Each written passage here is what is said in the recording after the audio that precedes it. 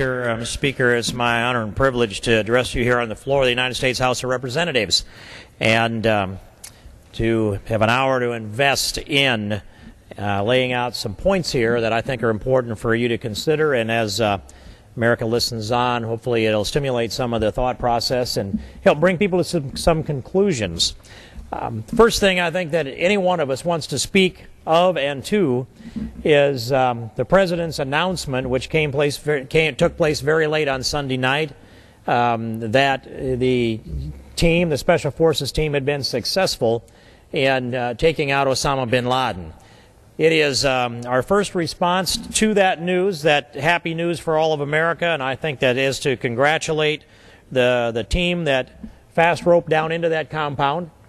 Those who put their lives on the line to put an end to the life of perhaps the most evil man on the planet, Osama bin Laden. And I congratulate the President of the United States for issuing the order and making the decision to go into that compound in the fashion that they did. He had a number of options. And as the news has reported, and I accept this to be fact, that the President sat in on and led 5 different discussions, as the news is reported, and to evaluate the quality of the intelligence that was available and the tactics that might be used in that compound, and that he gave the order. Now, some have said it was the most courageous order a president had given in their memory or lifetime. They were all from the administration. It was a good order, there's no question. I don't think it was the most courageous. It didn't lack courage. But there are a number of other big decisions that stand up there, I think, in a higher profile than this one. But it was the right decision. It was a good decision, and the President had to take a chance. Now, he could have ordered the massive bombing raid on that compound and turned it into, as some have said, turned it into a glass parking lot, which would have raised the level of the degree of success, but probably eliminated the chance to show that Osama bin Laden was in that compound. He could have dropped a single bomb, a 1-ton-plus bomb from a Predator that would have had a reasonable chance of succeeding in taking out the most evil man on the planet. Or he could have just done nothing. Or he could have ordered the Special Forces in to fast rope inside that compound and do what they did. So of those options, I believe the President chose the right one. And I congratulate him for that decision. And yet, in sitting here and listening to the gentleman from California, Mr. Lundgren, talk about the situation with the intelligence that we had, it's clear to me, and it's been clear to me for a long time, that one of the essential links in the intelligence that led us to Osama bin Laden in the compound in Pakistan was information that was given up in part by Khalid Sheikh Mohammed in an enhanced interrogation encounters that he had probably before he went to Gitmo. And that information then was worked, and it was matched up with other information, and the thread was followed. In fact, the courier was followed to the compound in Pakistan. It's ironic that the President of the United States campaigned against such enhanced interrogation tactics. It's ironic that many whom I served with on the Judiciary Committee lined up against George W. Bush and accused him of ordering torture against people who had been attacking and killing Americans, terrorists of the like of Khalid Sheikh Mohammed and a very small number of others. I agree with the gentleman from California. Waterboarding is not torture. If it were torture, we would be torturing our own Special Forces troops.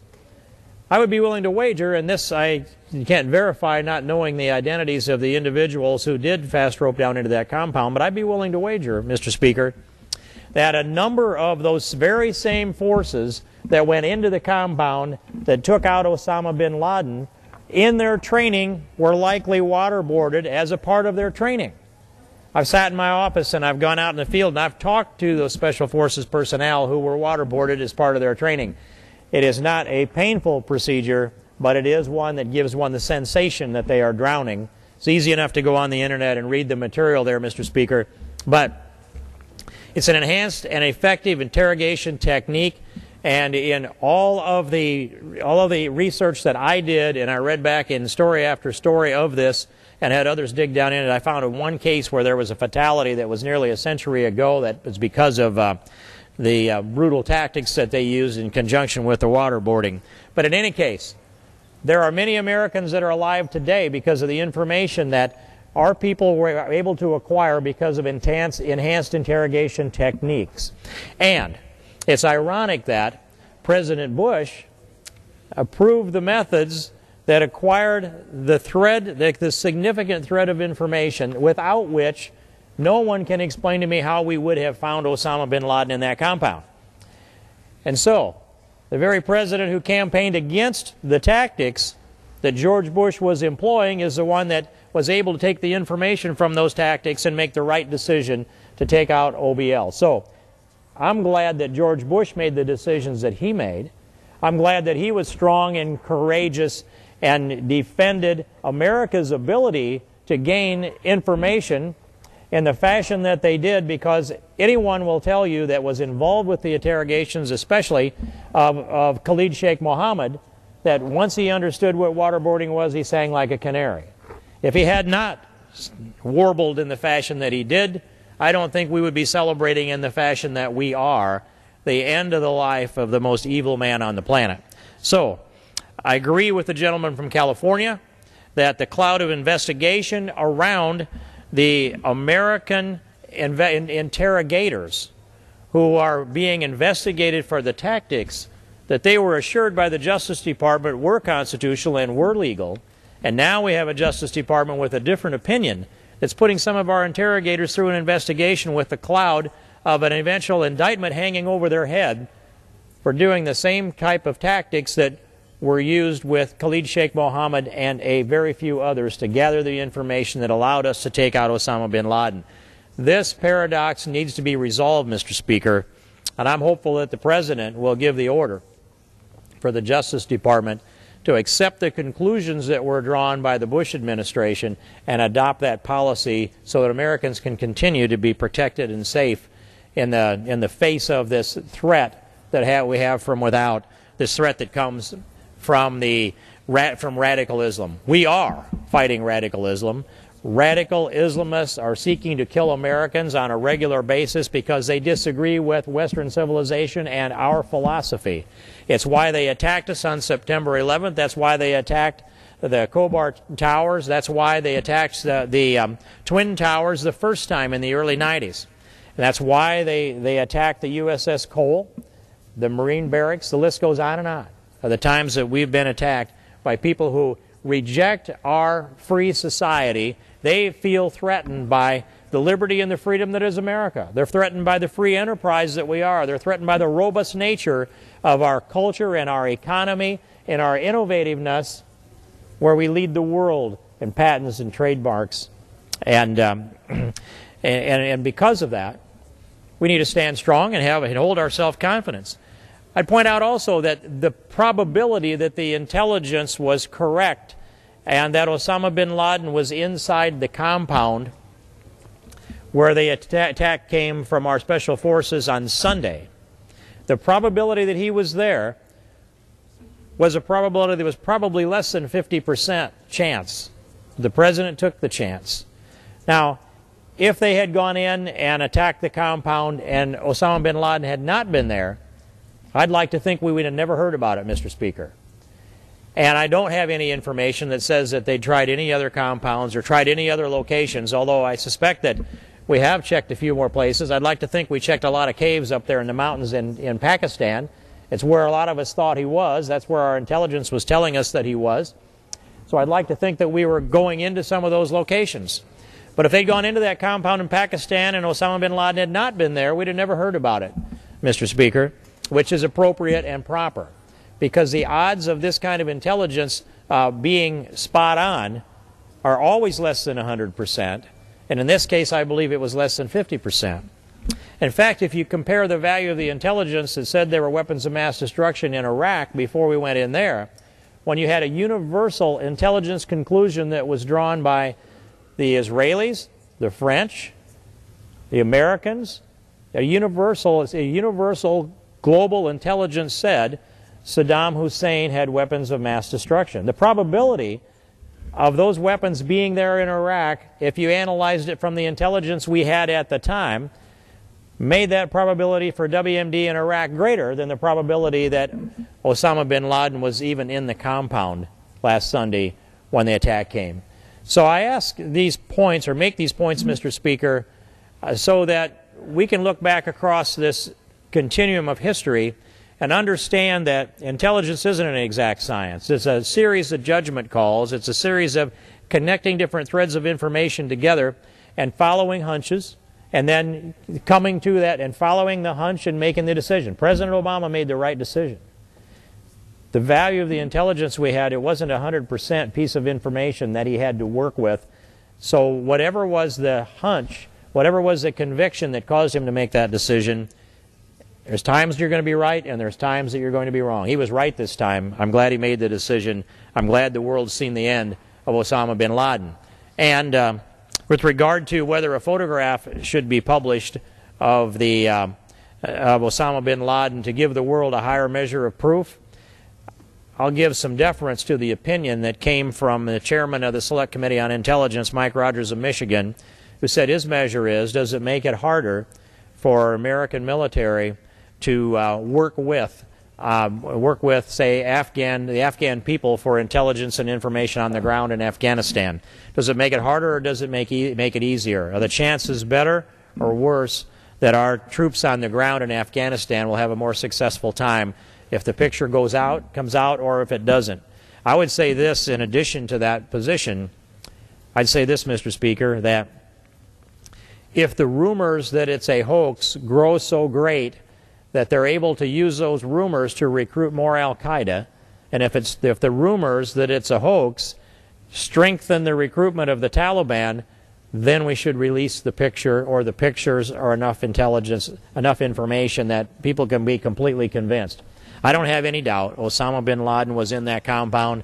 Osama bin Laden is in the bottom of the Arabian Sea, and I don't have any doubt. But we may get to the point where we have to erase the doubts. And I expect it'll be very hard to keep the pictures of this operation completely with a lid on them. Although if anybody can do it, our special forces can. And if that's their order, I expect that they will. I just don't know that the Pakistanis aren't sitting on something now that would get released. Just another little irony I would point out as I transition, Mr. Speaker, into a little bit different subject matter. The compound is reported to have had 12 to 18-foot walls around it with barbed wire on top. It's pretty interesting that the Secretary of Homeland Security made a trip over to that part of the world to advise Afghanistan on border security, and compared the Afghanistan-Pakistan border with the U.S.-Mexican border. It's interesting that the Secretary of Homeland Security has long said, you show me a 50-foot wall, I'll show you a 51-foot ladder. It's interesting that the 12 and 18-foot walls weren't scaled by Special Forces personnel with 13 and 19-foot ladders. They flew helicopters over the top of the compound and fast roped down inside. The wall was effective, and the fence, the wire on top of it was effective. That's why they put them there. They don't build all of these walls with wire on top all around the world but they're not effective. It isn't like the ladders aren't available in Afghanistan or Pakistan. My point is, and I often facetiously respond to this idea that if you show me a 20-foot wall, I'll show you a 20-foot ladder, as if that just makes fun of anybody that thinks we can protect our borders with a wall.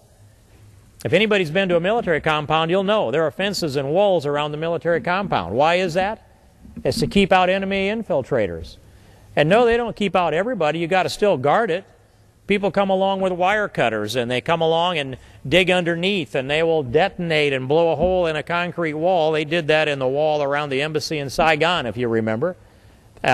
So it isn't that they're the only solution. And when I say we need to build a wall, a fence, a wall, and a fence on our southern border, Mr. Speaker, I'm not advocating that we build that and walk away and let somebody come up to the other side with a 21-foot ladder. I'm suggesting that, first of all, that we don't have to build 2,000 miles of fence, wall, and fence. That we just build a fence, a wall, and a fence with a patrol road in between in those locations, and build it until they stop going around the end. If anybody's been down to the border, you'll see the beaten path. Beaten path that goes sometimes right through what they're declaring to be fenced. The 600 and some miles of fence that they declare that we have, 646 I think is the last number that I saw. And when you go down and look at the real fence that's there, some of it is triple fencing that they call tertiary fencing. That's a little too sophisticated for me. If you go to the San Luis area in southwest Arizona, you can see 24-foot high fences, triple fences. And when I was down there last, and I asked them directly, has anyone defeated this triple fencing? Their answer, after several evasive responses and me point blanking the question several times, was no. They go around the end. Of course they do. It's a short fence. It doesn't go far enough. And so people go around the end. So we just keep building a fence, a wall, and a fence until people stop going around the end. If we end up with 2,000 miles of fence, wall, and fence, well, we must have needed it because they were continuing to go around the end. We can do this, and we can do this for a lot less money than we're spending today to chase people across the desert 70 and 100 miles north of our border. Now, here's how the math works out, Mr. Speaker. We're spending about $12 billion protecting our southern border. That's 2,000 miles. Now, already smart people have done this calculus, and they've taken $12 billion, divided it by 2,000 miles, and come up with a unit price conclusion that we're spending $6 million a mile to defend our southern border. $6 million. Now, imagine this, and for me, I'm an Iowa guy, and I live out in the country on a gravel road, and it's a mile to concrete from where I live, in any direction. So my west road has got, no one lives on it, it's a full mile of gravel. If Janet Napolitano came to me and said, Congressman, I've got a proposal for you. I need you to guard this mile. Will you guard this mile and see to it that the people that go across it, you can let 75% of them through. No problem. Let them, that 75% go through, and the 25% that you're required to stop, or you should be stopping, you just have to turn them around and send them back south again. Well, and by the way, I'm going to pay you, Congressman, $6 million a mile to defend this mile of your gravel road. And I'd look at that and say, could you give me a 10-year contract? That's what we do here in this Congress. We budget out for 10 years. $6 million a mile for 10 years. It's $60 million for the budget window of 10 years to guard a single mile. And the population that's going across that, 75% of those that try are getting through. 25% are being interdicted. This is a little bit dated information, but it's testimony before the Immigration Committee. And so if they were going to pay me $60 million to guard this mile and I didn't have any kind of efficiency standard except turn 25% of them back or so, first I'm going to want an efficiency standard. I want a 100% efficiency standard, and we ought to be developing infrastructure that gets us to that point. And so it wouldn't take me $60 million to build a fence, a wall, and a fence on that mile that runs from my house west. $6 million a year for 10 years, $60 million. I would tap into the first year's annual budget and take 1/3 of it, $2 million, and I would build a fence, a wall, and a fence for the full mile. So it's 3 miles of structure. I'd put a concrete wall in the middle of it. It'd have a concrete foundation that made it difficult to dig underneath. And one thing you know about concrete is you don't get through it with wire cutters. And you don't get through it in a simple fashion like you might with a wire fence. I would put a concrete wall in the middle. I'd have a fence down near the border. I'd move in about 60 or 100 feet and put a concrete wall in that's about 14 feet tall with wire on top, and I'd put another fence inside that. So if they got over my concrete wall, there's another corral. And I would then hire fewer Border Patrol, and with needing less equipment, less pension plans, less benefit package, I'd put the first front money up in the infrastructure. And you know that by the time they get through the fence, the wall, and the fence, you'll have a chance to catch them. We would put the sensory devices in, put the cameras up, put the vibration sensors in.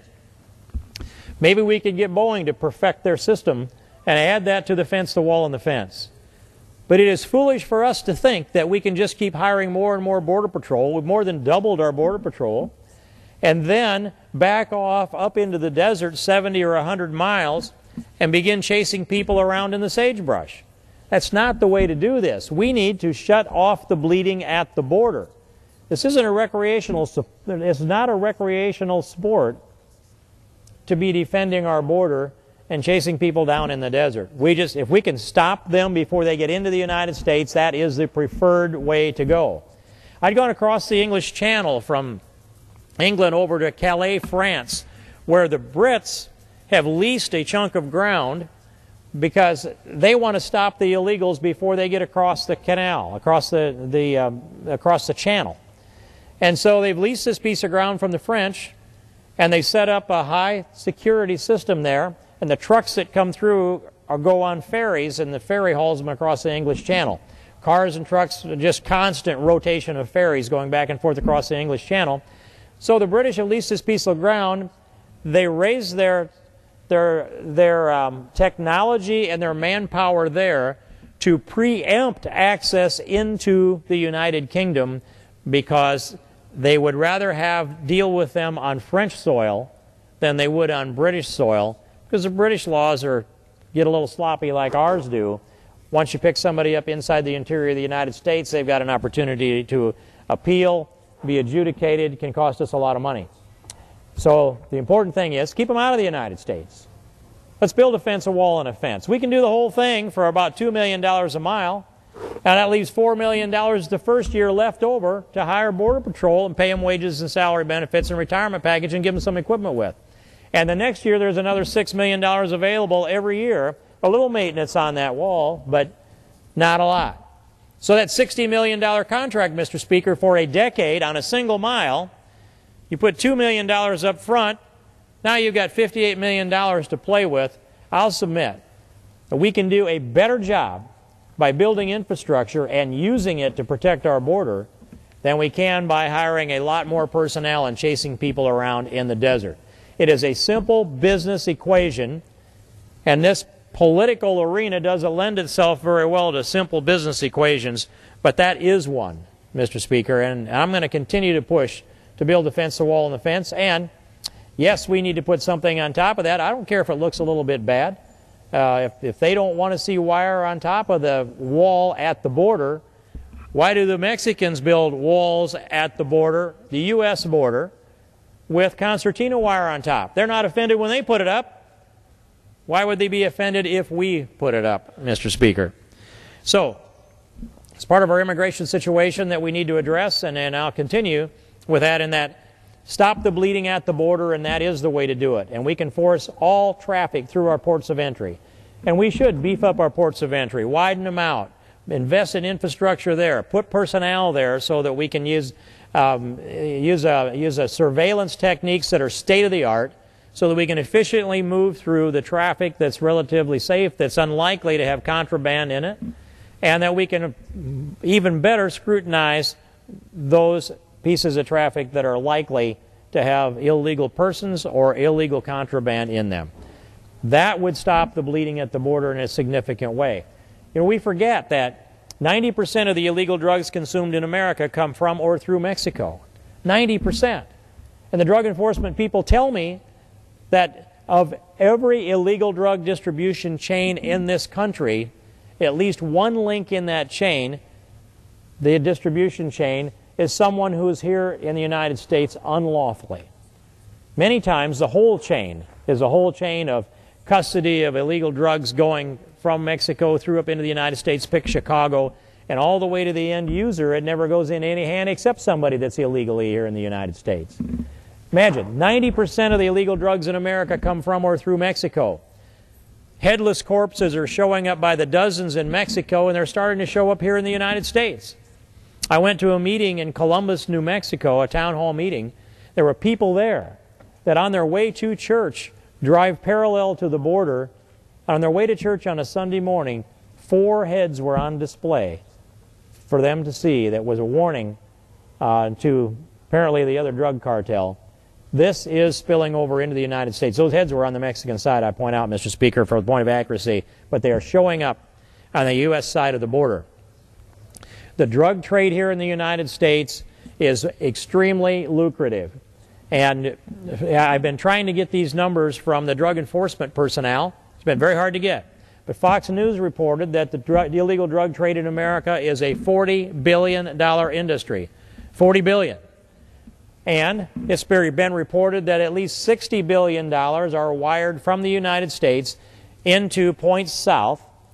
A lot of that may come from wages of people that are working here in the United States, and a lot of them working here illegally. Around 8 million illegals working in America, taking jobs that legal immigrants or American citizens should be doing. But $60 billion a year are wired south. Half of it, $30 billion, into Mexico, and the other $30 billion goes into the Caribbean, Central America, and some into South America. $30 billion into Mexico, the other $30 billion scattered around in the rest of the southern part, south of us in the Western Hemisphere. We don't know, and they don't speculate on how much of the $60 billion is just laundering illegal drug money. I don't know the basis of the $40 million number that Fox News reported on the value of illegal drugs that are consumed in America. That's just the only number that's out there that I can find. I don't think we have the basis of enough intelligence to be able to bring a real solution to this. I don't think our people at the top have done enough work to quantify the problem. When they're not talking about the problem, and instead I see an emphasis on our southern border, a shift that took place under the Obama administration that causes some of our Border Patrol to pivot. And instead of looking south to say, hold it, don't come into the United States illegally, they started to turn around and look north and try to interdict cash and guns that are coming from the United States going into Mexico. A lot of these guns, by the way, are perfectly legal in the United States, not legal in Mexico. So we have the personnel to filter that at the Mexican border. It's fine to interdict the cash because that raises the transaction, it raises the transaction costs of those who are smuggling drugs into the United States. And it's fine to work and cooperate with the Mexicans if they need a little help on guns that become illegal when they get across the border. But we need to focus on people that are smuggling illegal drugs into the United States. Focus on illegal people that are being smuggled into the United States. And Mr. Speaker, the value of this have not quantified the loss to in American lives. And the treasure is one thing.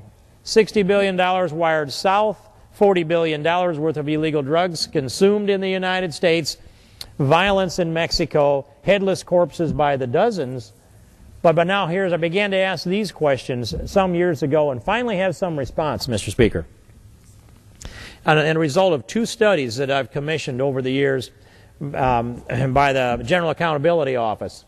GAO studies. One came out in April of 2005, and the other one came out just this past month, within the past few weeks actually released. But it's dated March of 2011. We've had witnesses come before the Immigration Committee who consistently testified.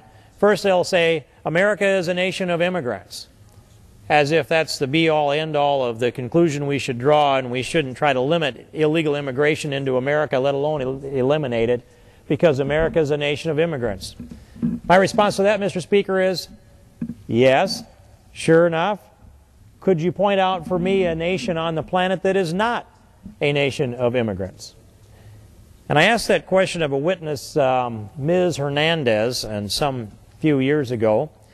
I asked if she would care to tell me of a nation that's not a nation of immigrants, and she sat there at the witness table, under oath, mind you, and presented as an expert witness, and her eyes kind of rolled a little bit back in the back of her head, and she said, what would be a nation that would not be a nation of immigrants? And she said, well, that would be the Incas and the Aztecs.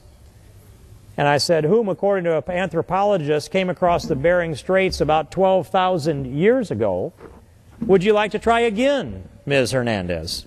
Of course, she didn't want to try again, and no one has succeeded in pointing out a nation that's not a nation of immigrants. The closest you could come is the Japanese, and there's two ethnic groups in Japan that are identified by their locales and by the accent and the language that they have, and they believe that both of them came from Polynesian origins centuries and centuries ago. But every nation, Mr. Speaker, is a nation of immigrants. People have migrated around this planet since Adam and Eve left the Garden of Eden, and they always will. So we don't carry a certain responsibility towards setting aside the rule of law in America because we are a nation of immigrants. We have a responsibility to preserve, protect, and defend the pillars of American exceptionalism. And of course, the rule of law is an essential pillar of American exceptionalism. And so, that question of, first, are we a nation of immigrants? Yes, we are. But we're a nation of laws. And we must adhere to and protect the rule of law. And so, when we look at the policies that we have, it's important for us to shut off the jobs magnet here in the United States. Not only control, stop the bleeding at the border, but we have to shut off the jobs magnet here in America.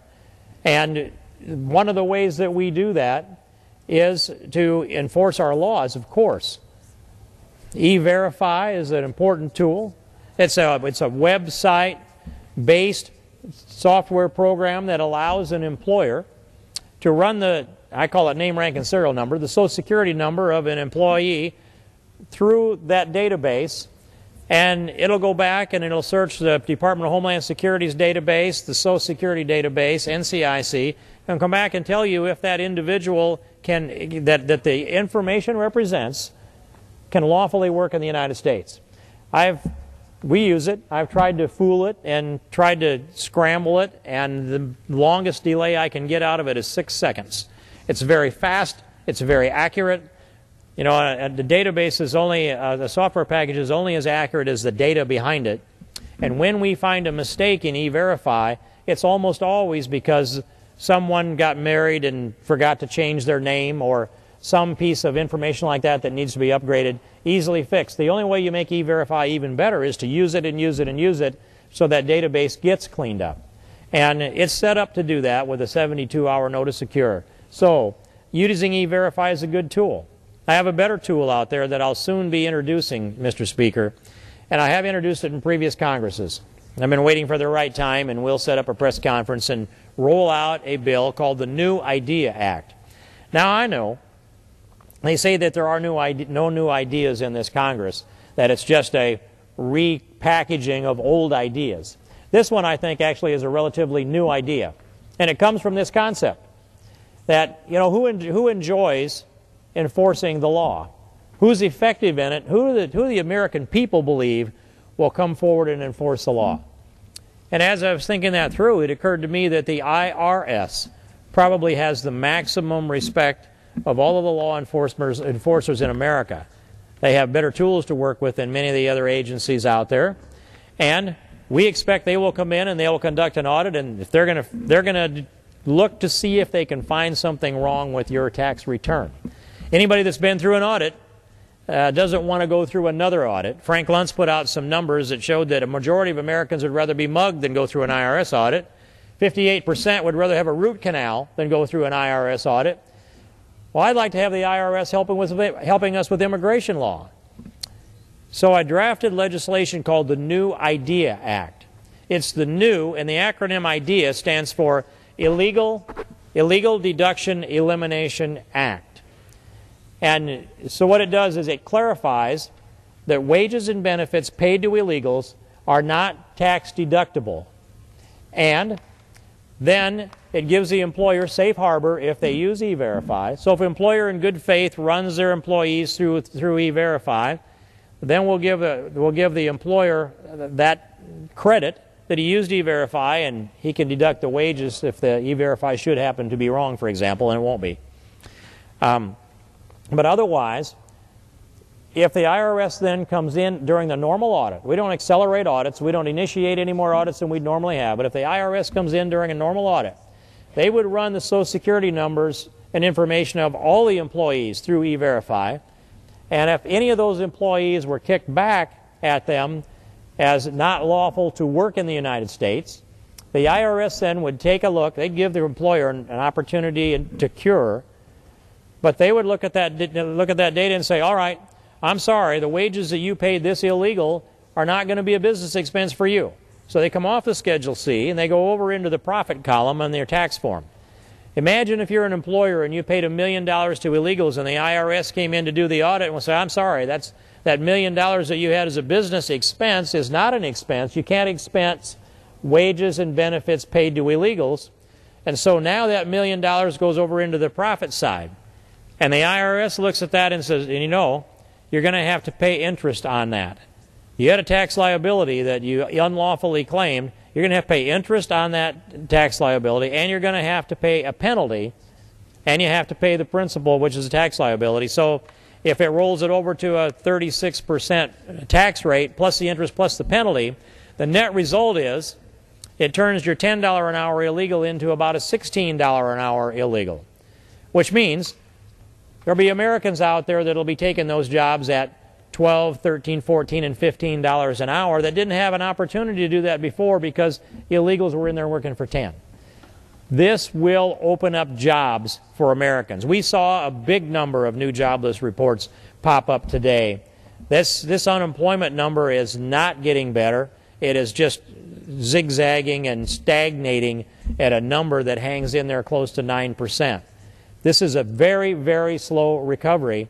One of the things we can do to help recover is to pass the New Idea Act, let the IRS come in and do their normal audits, and employers will decide that they don't want to wait for the IRS to get there. They will want to clean up their workforce as soon as they practically can. That's part of the beauty of this. This isn't a hard and fast piece of legislation that requires employers to fire all their illegals at once. They can make their decision on when they'll take the risk. But what it does do is it accumulates a 6-year statute of limitations. So that if an employer gets by this year without an audit, and he keeps illegals on the payroll the next year without an audit, he has to go a full 6 years before that first illegal year drops off, and he's still liable for the IRS to go back through the books a full 6 years.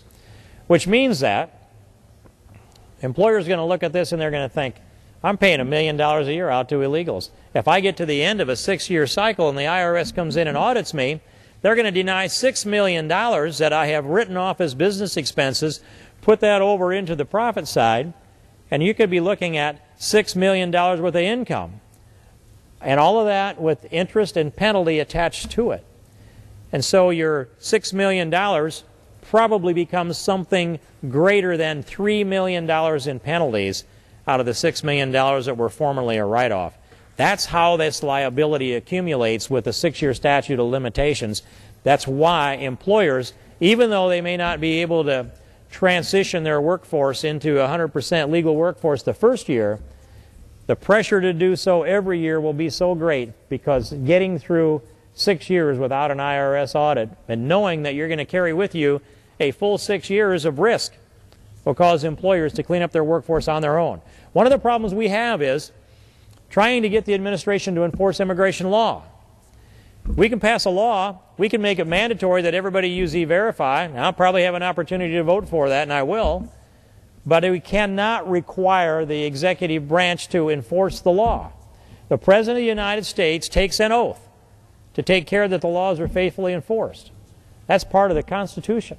And it's true for the executive branch employees, including Eric Holder, the Attorney General, including Janet Napolitano, the Secretary of Homeland Security. But we can't make them enforce the law. I've been in the business of seeking to embarrass the administration into enforcing the law now into my 9th year here, because we don't have the tools. We can call them forward now that Republicans have the majority. We can have hearings, bring the press into the hearings, because the press helps us a lot. They convey that message back to the American people, and the American people understand that there are things they should be outraged about. But we have no tool other than to cut their budget or embarrass them, or I guess there's more draconian methods that would not be used, and I won't mention those for fear that they will start an unnecessary rumor. But all of that said, Mr. Speaker, the IRS will come in and do this work, and it won't be about us trying to embarrass them into enforcing the law. It'll be about the IRS coming in to turn it into a revenue generator. It will be. The New Idea Act, Mr. Speaker, is a tool that can do the most to bring our immigration laws in this country under enforcement and to reduce the numbers of illegals that are in the United States the most dramatically with the least amount of cost. In fact, it's a plus-up because it will generate more revenue for the Internal Revenue Service. And Another point on the border, to roll back down to the southern border, Mr. Speaker, and to make this point, is that we have a tourism industry that has to do with anchor babies. Anchor babies are babies that are born in the United States to an illegal mother, and the practice over the years has been to grant automatic citizenship to babies born on U.S. soil. It is not a law. It is not a constitutional requirement. It's just a sloppy practice that began that's getting worse and worse and worse. And so we have now in this country somewhere between 340,000 and 750,000 babies born to illegal mothers in America that get automatic citizenship. They're anchor babies. They sneak into the United States, many of them for the purposes of having the baby. They get the little birth certificate with their little feet prints on there, and then they either stay here or they go back to their home country and wait until that child comes of age, and then they use that child to apply to bring in the family, the nuclear family, then the extended family. And it's out of control. 340 to 750,000 a year.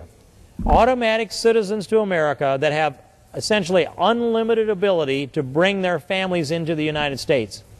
We have testimony before the Immigration Committee that shows us that if you look at immigrants, legal immigrants, and base it on merit, you would think a country would want to establish an immigration policy that was designed to enhance the economic, social, and cultural well-being of the United States of America. Wouldn't any country have an immigration policy that was designed to help them? I mean, it's not selfish of America to want to have an immigration policy that's good for this country. We cannot be the relief valve for all the poverty in the world. Well, for every some 6.3 or so billion people on the planet, maybe it's more than that. They can't all live in America. But there's more than 5 billion that have a lower standard of living than the average Mexican. So if we think we're going to be the relief valve for poverty in the world, and we bring in 1 to 1.5 million illegals into America legally, and across the border comes as many as numbers that I've seen testified to that show as many as 4 million illegals in a year. Many go back and forth. They're carrying drugs on their back. Maybe they're visiting family. The net number, I guess we don't know. It seems to shake out pretty odd that you can have that much border crossing and the numbers don't accumulate. When I came to this Congress 8+ years ago, the number was 12 million illegals in America. Now they're giving us estimates that there's maybe 11 million illegals in America. How does that work? That many people die? Did we give that many people citizenship that came into here illegally? So I think that number is significantly higher than 11 or 12 million. I think it's been growing every year for a generation. I think it continues to grow. But anchor babies, babies that are born to illegal mothers in the United States that get automatic citizenship, cause people to sneak into the United States to have the baby because they see citizenship in America as cashing in to the giant ATM. The giant ATM, which is America's welfare cash machine. Robert Rector of the Heritage Foundation has done a lot of research on welfare benefits that go to, he's broken it up a number of different ways, go to households where there's at least one illegal that's in it. Now, I need to come back at a later date, Mr. Speaker, and take up the cost to the American taxpayer of benefits that go to people, to households that are oftentimes headed up by an illegal. And when we look at what's happened on the floor of this Congress in the last 4 to 5 years, when the S-chip legislation passed this Congress, they weakened the requirements of proof of citizenship for Medicaid. So free medical care for people who are lower income is being provided to people that should actually be deported back to their home country, because the standard that you had to show proof of citizenship that was written into the old Medicaid legislation was struck and replaced with a requirement that you attest to a 9-digit Social Security number. That's the standard. They lowered it that low because the people on that side of the aisle wanted to pay Medicaid benefits to illegals. They want to give them a path to citizenship. They want to give them an opportunity to vote. I look back on what Ronald Reagan said. You know, what you tax, you get less of. But what you subsidize, you get more of. Now, if you reward people for coming into the United States illegally, and you reward them with welfare packages and plans, you're going to get more people in the United States illegally, and you're going to get more people that are signing up for more welfare. We have in this country 77 different means-tested welfare programs in the United States of America. 77. There isn't one person in this United States Congress that could stand down here on the floor and without a cheat sheet name every one of them. And there isn't one person in this United States Congress that can actually understand how each one of these 77 means-tested welfare programs interrelate with each other, let alone how it affects the decisions of individuals on whether they're going to get a job or sit at home. If you're on rent subsidy and heat subsidy and food stamps and list all the other federal programs that are there, why would you work when you're rewarded for not working? And I look at the labor situation in America. 8 million working illegals in America. 8 million. There are a number of others out there that we probably didn't find in the data that we have. And so here we are with the unemployment numbers of about 15 million Americans who are registered as unemployed. 15 million. There's another 6 to 8 million that are past the data. They quit trying, so they're no longer technically called unemployed. They just quit looking for a job. So there's another 6 to 8 million of those. You're up over 20 million Americans that are on unemployment, drawing it, or have given up applying for it.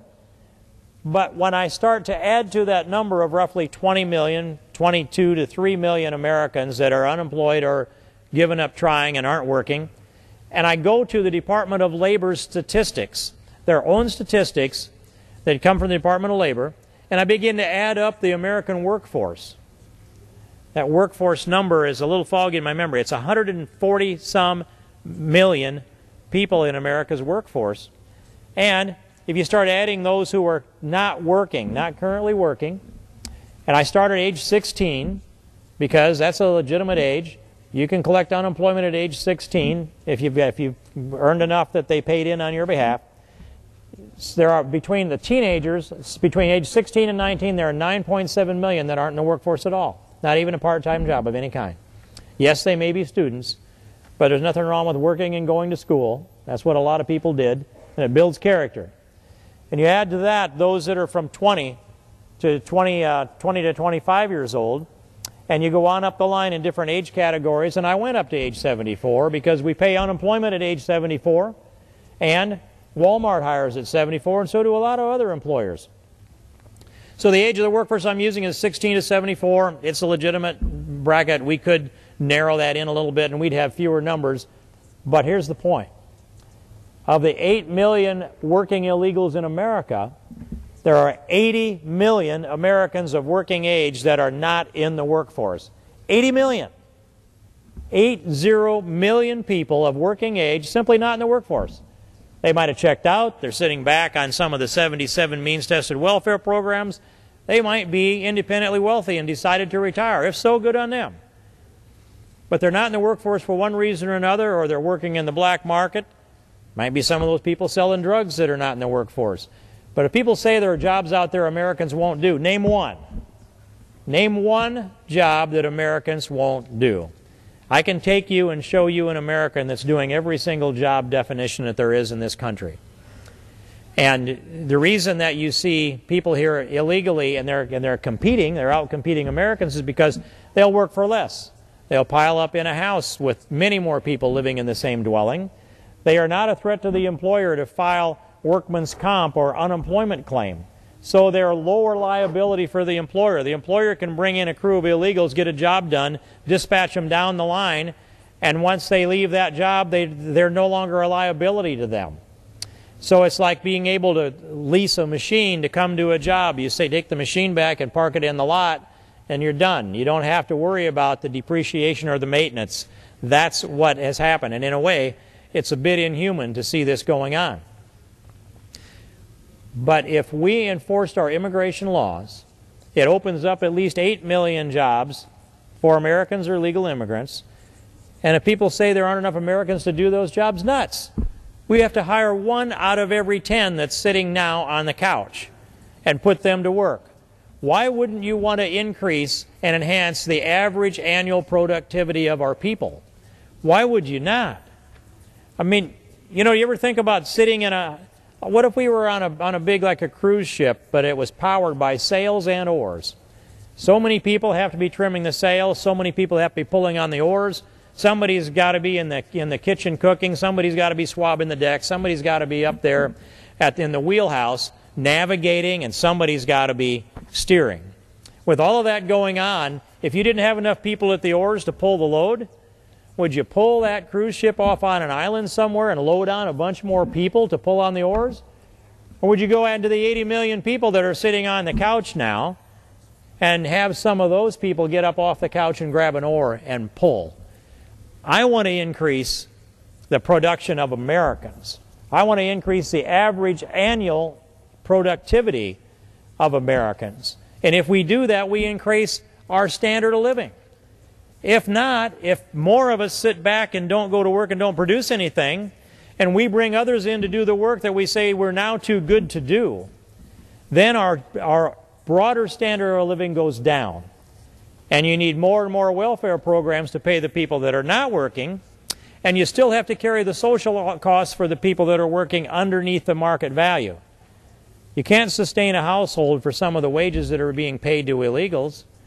That's why they're tapping into welfare benefits. That's why they use their child that's an illegal that's been born in America, an anchor baby, as a means to get access to the welfare program. And so here we have an America that's underemployed, 80 million people of working age that are not in the workforce. A lot of them are living off of the sweat of the brow of somebody else in the form of the 77 means-tested welfare programs that are out there.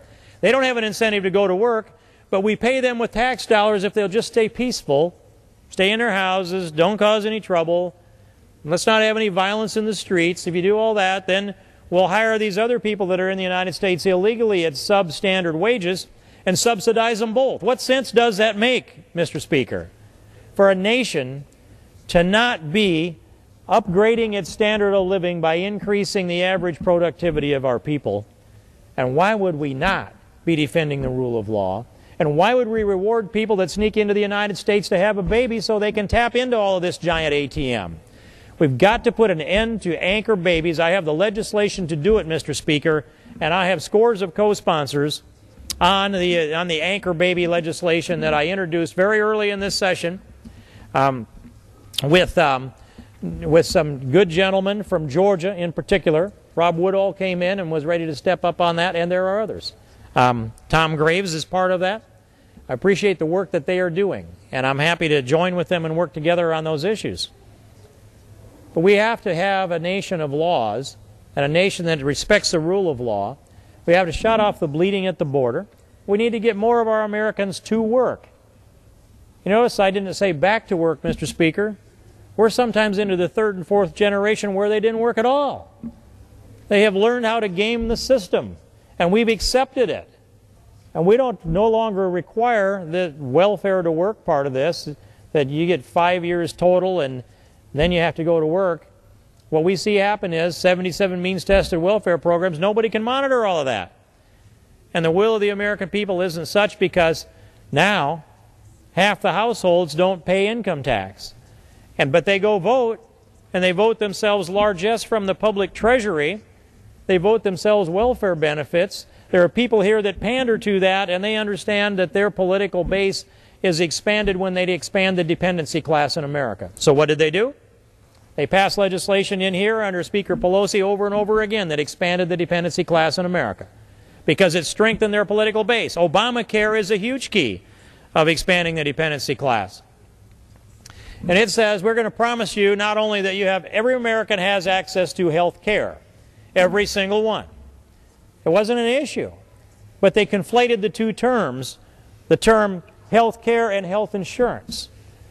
Anyone in America could show up in the emergency room and be treated. That's access to health care, and it's probably superior to most nations. I'm sure it's superior to most nations in the world. I don't know a nation that it's not superior to. But then it was a promise that, well, it's really not very good. It's expensive that you show up in the emergency room without insurance. So what we really want to do is give everybody their own insurance policy and insure another 30 million people. So I look at that and I do the math and I ask the question, who's really not insured and doesn't have affordable options? These numbers came from the United States Senate, the Republican Senate Conference, the Senate staff, and it came down to this. You start with about 306 million Americans, and then you begin to subtract those that are insured, those that are on Medicare, those that qualify, those that are on Medicaid, those that are qualified for Medicaid but don't sign up, those that are eligible they're covered under their employer, and those that are eligible under their employer and don't sign up. And you begin to reduce this number of 306 million Americans down. First you take the insured, subtract that from 306, and then you begin to identify the Americans that are uninsured. That was those that are here illegally. I'm not interested in funding their health insurance package. I think it's wrong and immoral for us to do that. They're not on my list. Those that are, and when you boil it down, Americans without affordable options numbered 12.1 million. 12.1 million. Now that is a lot of people, but it's less than 4% of our population. Yet Obamacare sought to disrupt and transform and change and socialize the health insurance industry in America, 100% of it, the health care delivery system in America, 100% of that, in order to reduce the number of uninsured Americans without affordable options from some number that's less than 4% down to some other lower number. At what cost? Cost of American liberty, cost of the American United States Constitution, the cost of our freedom. Obamacare is a malignant tumor, and it is metastasizing in the heart and soul of the spirit of the American people. We are a vigorous people. We're a people that have skimmed the cream of the crop off of every donor civilization on the planet, Mr. Speaker. The vigor that came from people that had a vision and a dream that came across the pond in one way or another because they wanted to access the liberty and the freedom that we have here is a different kind of a vigor than saying, well, we got good vigor from Great Britain and we got it from France and Germany and Italy and wherever else, Eastern Europe and around the planet, Greece, name it. No, we got the best of every donor civilization. We got the vigor from every donor civilization. We got the dreamers from every country that sent legal immigrants here. That gives America a unique vigor. It's different than any other country in the world. That's the reason why we succeed. It's the reason why we can take free enterprise and do something with it. It's why America has risen to become the unchallenged greatest nation on the planet. We have all of the rights that come from God that are defined so clearly and well, not just in the Declaration, but in the Constitution and especially in the Bill of Rights. And you add to that free enterprise, and you add to that this vigor that comes from legal immigrants from all over, from every civilization. And you have an American that has a spirit and an attitude that's unique on the planet. It is unsuitable to take a free people and tie the yoke of Obamacare around their neck. I will draw the line. I want to see shutting off all funding to Obamacare tied to the debt ceiling bill, Mr. Speaker. Before we even discuss the debt ceiling, I want to guarantee that all of our troops get paid on time in the event of a debt ceiling limit or a shutdown of any kind. Every uniformed troops in the United States or anywhere in the world serving Uncle Sam needs to know their paycheck is going to be wired into their account on time every time, no matter what is going on here in the United States Congress. Second point, Tom McClintock's full faith and credit bill that sets up the priority on how we would pay our debts in the event of a debt ceiling limit being reached. We can set those priorities, and it needs to be pay the interest on those who have loaned money to America first and move our way on down the priority list. Do those two things, send them out of this House, send them over to Harry Reid in the Senate, and he can decide, pick them up and send them to the President of the United States, and let the President sign both of those bills, the Gohmert bill, the McClintock bill, into law. That, Mr. Speaker, would be the qualifier before we'd even begin to discuss what we would do about the prospects of raising a debt ceiling. But for me, I put the cutting off of all funds to Obamacare on that debt ceiling bill and say there's going to be no raising of the debt ceiling here by the House of Representatives unless we shut off all the funding that's going to implement or enforce Obamacare, at least until such time as the Supreme Court should rule.